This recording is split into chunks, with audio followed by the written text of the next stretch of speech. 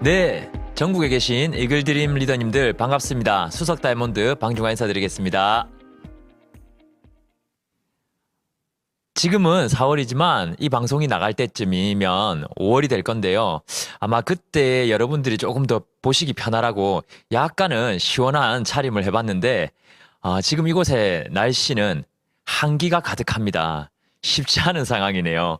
열심히 노력해서 여러분들에게 좀 더 유익하고 의미 있는 그런 그리고 또 보너스 플랜 시간을 만들어 보기 위해서 한번 노력해 보도록 하겠습니다. 수익 구조가 이 비즈니스를 선택하는 데 큰 영향을 미치진 않았습니다, 사실은. 하지만 비즈니스를 하루하루 전개해 나가면서 조금씩 더 알게 되는 이 수익 구조 때문에 점점 더 비전이 커졌던 그런 기억이 납니다. 그래서 어쩌면 이 수익 구조에 대한 부분을 여러분들이 조금씩 더 알아나가실 때마다 이 비즈니스에 대한 더 확신과 또 믿음이 더 늘어나지 않을까라는 생각을 하는데요. 그럼 지금부터 시간 관계상 바로 시작을 해보도록 하겠습니다.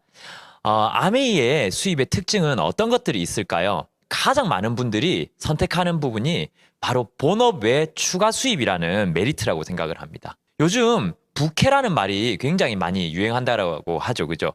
긱 이코노미라 그래가지고 쿠팡 파트너스 혹은 뭐 네이버의 스마트 스토어 또 요즘에는 게임을 하면서 돈을 버는 그런 어플들도 있다고 얘기를 합니다. 제가 사이드로 해서 원래 갖고 있던 수입 외에도 뭔가 만들어 나갈 수 있는 그런 좋은 환경이 만들어진 게 지금 아닌가라는 생각을 참 많이 하게 되는데요.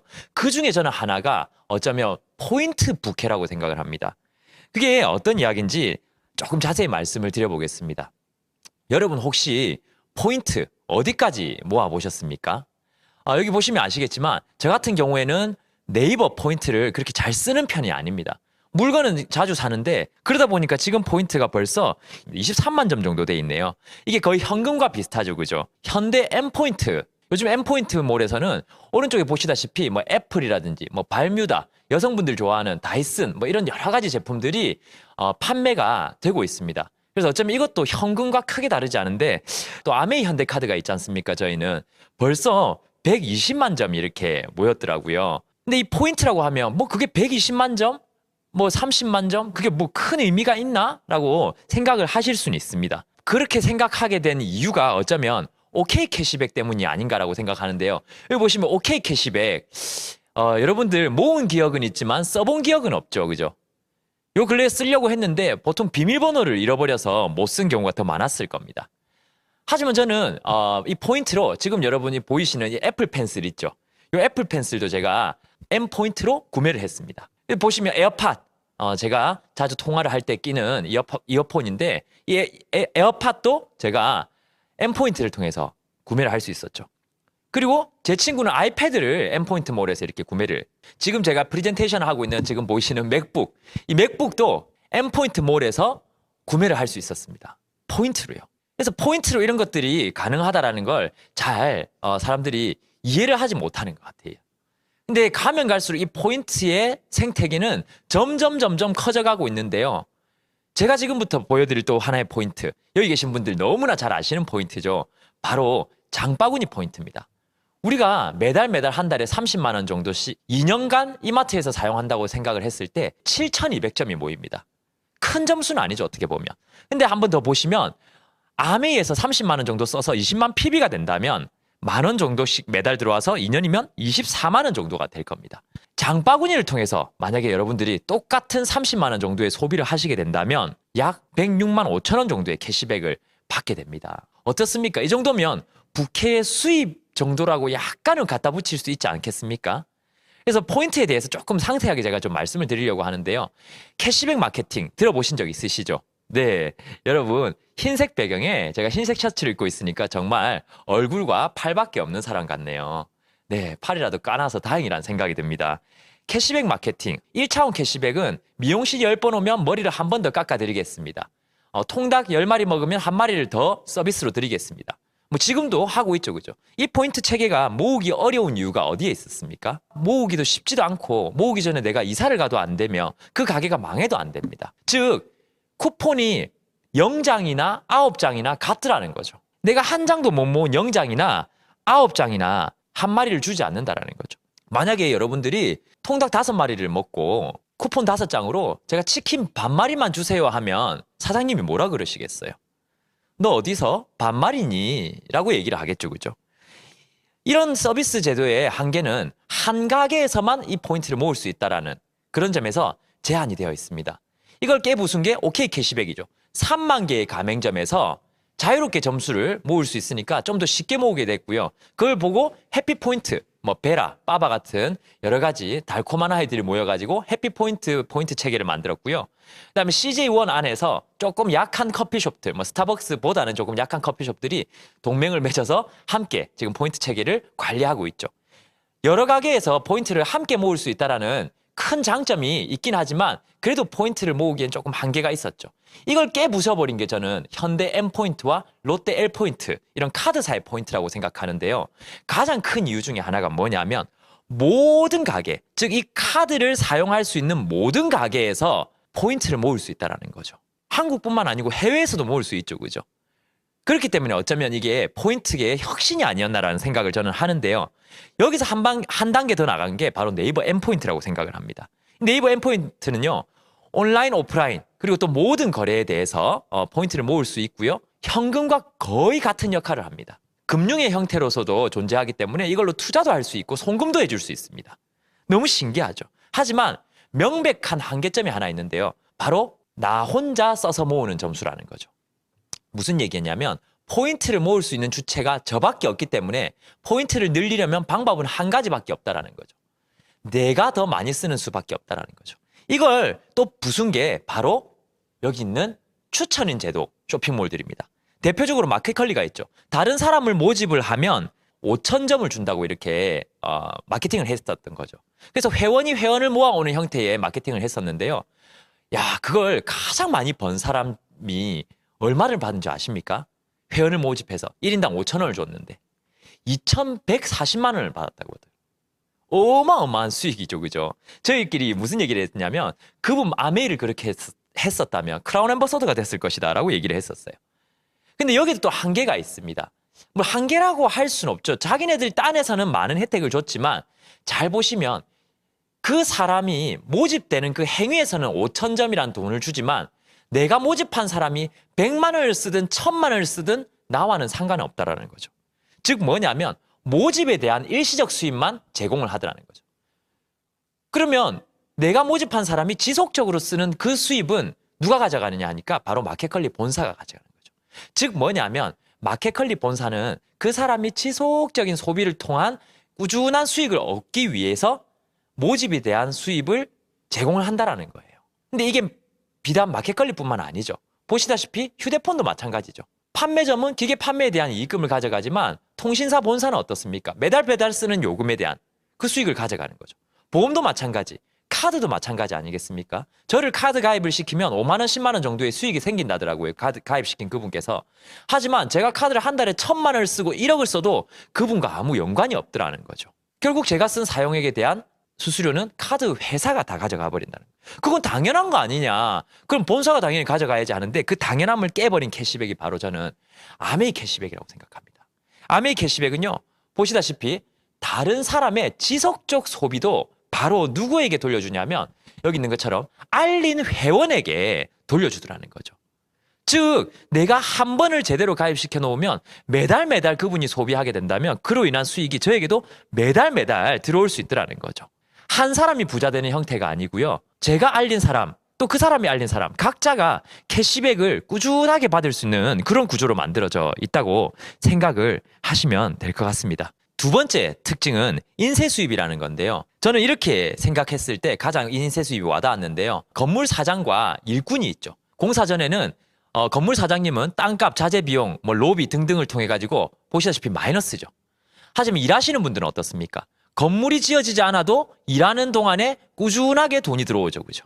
그래서 돈 되는 일이라고 생각할 수 있습니다. 하지만 공사 후가 되면 어떻게 됩니까? 보시다시피 건물 지을 때의 투자로 인해서 일하지 않아도 꾸준한 소득이 나온다는 거죠. 건물 사장님은요. 하지만 일하시는 분들은 어떻게 돼 있습니까? 또 다른 사람을 부자 만들어주러 가게 되는 거죠. 왜? 누군가가 인쇄 수입을 벌게끔 만들어줘야 그 대가로 월급이라는 게 나오는 거죠. 저는 이 이야기를 보고 굉장히 깨닫는 바가 많았거든요. 저희가 이렇게 만약에 누워있으면 수입이 계속 될까요? 일반적인 직장인이나 자영업 하시는 분들이요. 하지만 현대카드 사장님이 누워 계시면요. 수입이 계속해서 만들어질 수 있겠죠. 상속 이야기 많이 들어보셨죠? 실제 사례가 있어서 공유를 해드리는데요. 이분이 살아생전에 예를 들어 세레그 정도를 이렇게 알려놓으셨겠죠. 그죠?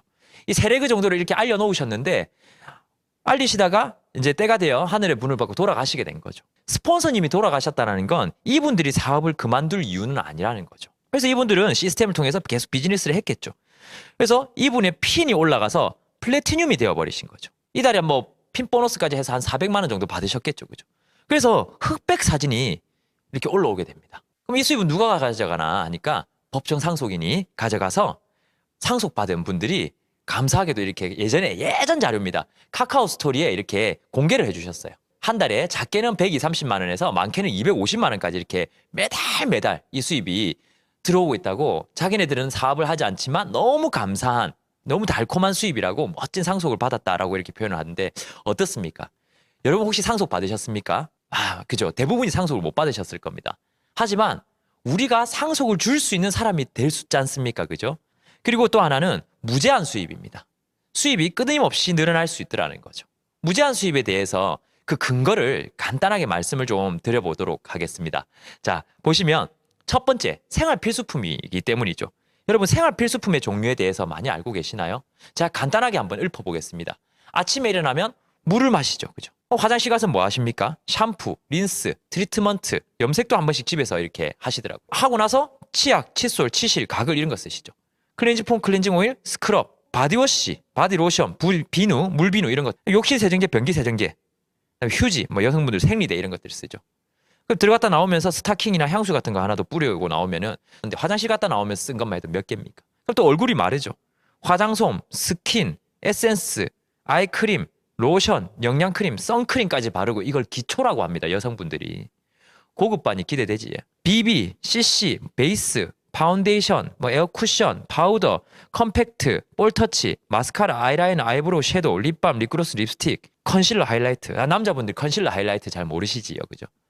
컨실러라고 얼룩 제거제 같은 게 있습니다. 하이라이트라고 입체감을 살리는 누워있는 걸 일으켜주는 그런 희한한 화장품들이 존재합니다. 제가 이런 설명을 한 젊은 부부에게 해주니까 남자분이 저희 와이프는 이렇게 많이 쓰지 않습니다라고 얘기를 하더라고요. 그러니까 그 옆에 있던 와이프가 뭐라 그러냐면 다 쓴 게 이 얼굴이다 라고 얘기를 해주셨어요.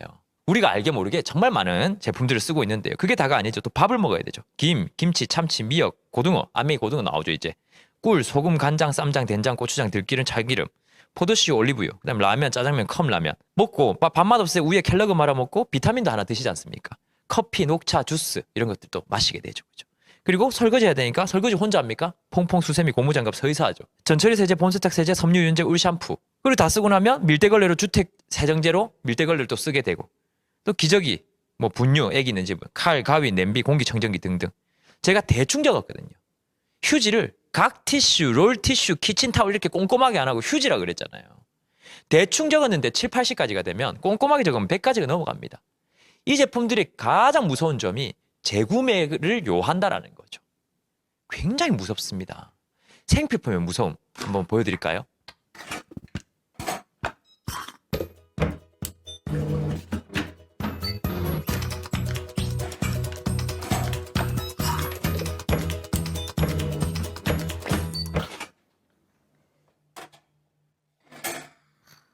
Don't let running out ruin your rhythm. Introducing the Amazon Dash button for Prime members. A simple way to reorder the important things you always run low on so you'll never run out. Set it up to order what you want, then press it when you're running low. Get an order alert on your phone so it's easy to cancel if you change your mind.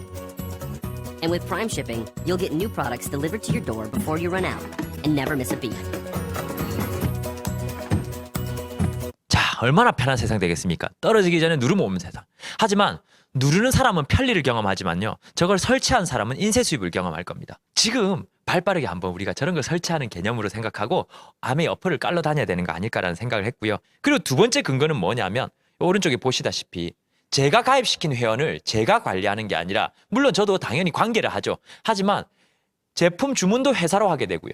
제품 배송도 회사가 해주고요. 보너스도 회사가 주고요.